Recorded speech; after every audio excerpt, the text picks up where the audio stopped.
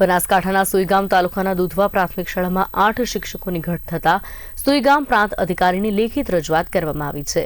છેલ્લા 1 વર્ષથી 11માંથી 8 શિક્ષકોની ઘટ હોવાથી હજુ સુધી કોઈ ભરતી ન થતા આખરે વાલીઓએ રજૂઆત કરી છે અને દુધવા પ્રાથમિક શાળામાં શિક્ષકોની ભરતી કરવા માટે માંગ કરી છે।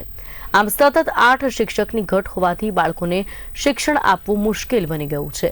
બાળકોને પૂછતા જાણવા મળ્યું કે એક આચાર્ય સિવાય 2 જ શિક્ષકો છે જે તમામ વિષય ભણાવે છે, પરંતુ બાકીના વિષયનું ભણતર પૂરું પાડે તેવા કોઈ શિક્ષક નથી। 8 શિક્ષકોની ઘટને કારણે બાળકો શિક્ષક વગર ભણવા મજબૂર બન્યા છે।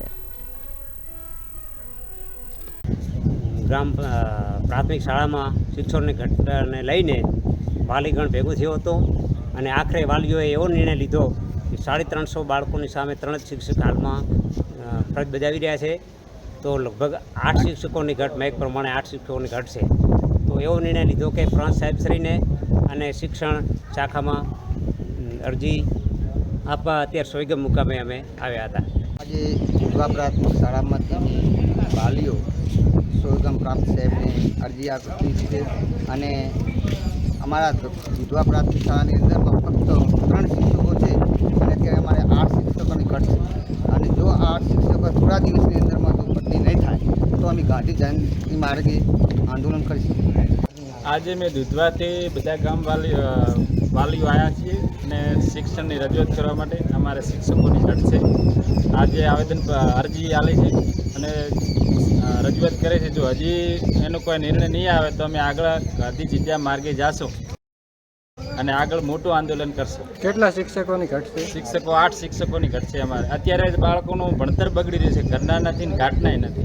અને અત્યારે અમે જે મીડિયાના દ્વારા જે વક્તવ્ય આપું તે તમે સાંભળો। અમારી શાળામાં મારી શાળાનું નામ શ્રી દુધવા પ્રાથમિક શાળા છે। અમારી શાળામાં હાલમાં માત્ર 3 જ શિક્ષકો છે અને અમારી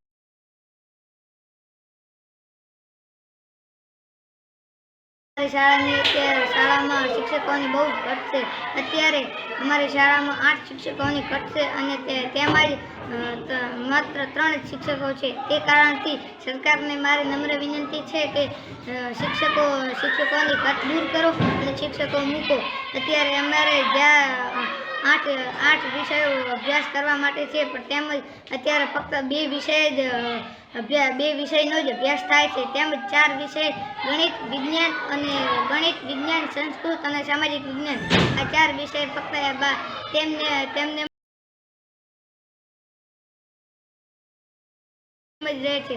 તેના કારણે અમારો અભ્યાસ પૂરો થાય તે માટે સરકારને અમારી નમ્ર વિનંતી છે કે આ શિક્ષકો મૂકો અને અમે તે બદલ સરકારનો આભાર।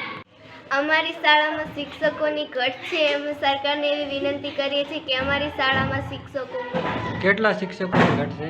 કે 8 શિક્ષકોની ઘટ છે, અત્યારે 3 જ શિક્ષક છે। કયા વિષયના શિક્ષકો ઘટે? ગણિત, વિજ્ઞાન, સામાજિક વિજ્ઞાન, સંસ્કૃત, ગુજરાતી, હિન્દી આટલા વિષયોની ઘટ છે।